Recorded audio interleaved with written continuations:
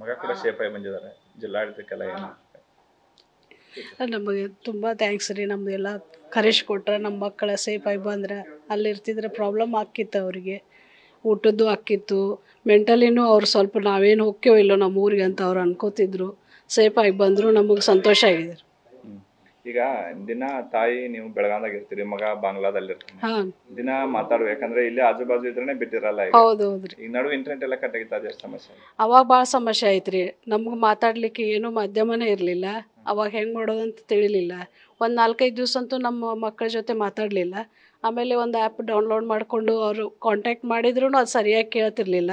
1-2 second ಆರಾಮದಿ ಅಷ್ಟೇ cut ಆಗಿಬಿಡ್ತಿತ್ತು ಕಾಲ್. ಆಮೇಲೆ ನಮ್ಮ ಎಲ್ಲ ಗೌರ್ಮೆಂಟ್ ಆಫೀಸರ್ಸ್ಗೆ ನಾವು ಭೇಟಿಯಾಗಿ ನಮ್ಮ ರಿಕ್ವೆಸ್ಟ್ ಮಾಡ್ಕೊಂಡ್ವಿ. ಆಮೇಲೆ 1-2 ದಿವಸದಲ್ಲಿ ನಮ್ಮ ಮಕ್ಕಳು ಹೊರಗೆ ಹೊಳ್ಳಿ ಇಂಡಿಯಾಕ್ಕೆ ಬಂದರು. ಈಗ ಗೌರ್ಮೆಂಟ್ ಆಫ್ ಇಂಡಿಯಾಗೆ MP ಅವ್ರಿಗೆ DC ಅವ್ರಿಗೆ ಅವ್ರಿಗೆ ತುಂಬ ಧನ್ಯವಾದ ಹೇಳೋಕ್ಕೆ ಇಷ್ಟಪಡ್ತೀನಿ. ನಮ್ಮ ಮಕ್ಕಳು ಆದಷ್ಟು ಬೇಗ ಕರ್ಕೊಂಡು ಬಂದರು. ಭಾಳ ಸಫರ್ ಆಗೋಕ್ಕೆ ಬಿಡಲಿಲ್ಲ. ಅಷ್ಟೇ ಒಂದು 4-5 ದಿವಸ ಅಷ್ಟೇ ನಮ್ಮ ಕಾಂಟ್ಯಾಕ್ಟಿಂದ ದೂರ ಇದ್ದರು.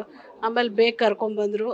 ಧನ್ಯವಾದಗಳು MP ಅವರಿಗೂ ಮತ್ತು ನಮ್ಮ DC ಅವರಿಗೂ. ನಮ್ಮ ಸೇಮ್ ಆಫೀಸ್ದಿಂದನೂ ನಮಗೆ ಕಾಲ್ ಬರ್ತಾಯಿತ್ತು. ಅವರು ಕರ್ಸ್ಕೊಳ್ಳೋಕ್ಕೆ ಹೆಲ್ಪ್ ಮಾಡಿದ್ರು ನಮಗೆ. ತುಂಬ ಧನ್ಯವಾದಗಳು. ನಿಮ್ಮ ಹೆಸರು? ಕವಿತಾ ಸವನೂರ್ ಅಂತ. ನ್ಯೂಸ್ ಫಸ್ಟ್, ನಿರ್ಭೀತಿಯಿಂದ ನಿಮ್ಮ ಪರವಾಗಿ.